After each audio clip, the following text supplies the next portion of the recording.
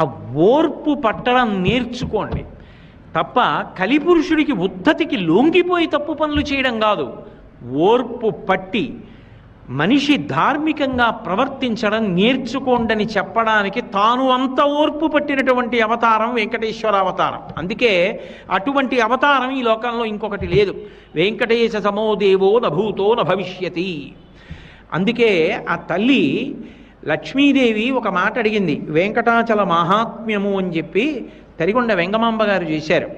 అయితే ఒక గ్రంథాన్ని పరిశీలించేటప్పుడు అది ఏ కాలంలో వ్రాయబడింది, ఎంత ప్రాచీనమైన గ్రంథం అన్నది ఎంత అవసరమో, గ్రంథకర్త ఎంత శక్తివంతులు, ఎంత భగవదానుగ్రహ సంపన్నులు అన్నదాన్ని కూడా పరిశీలించవలసి ఉంటుంది.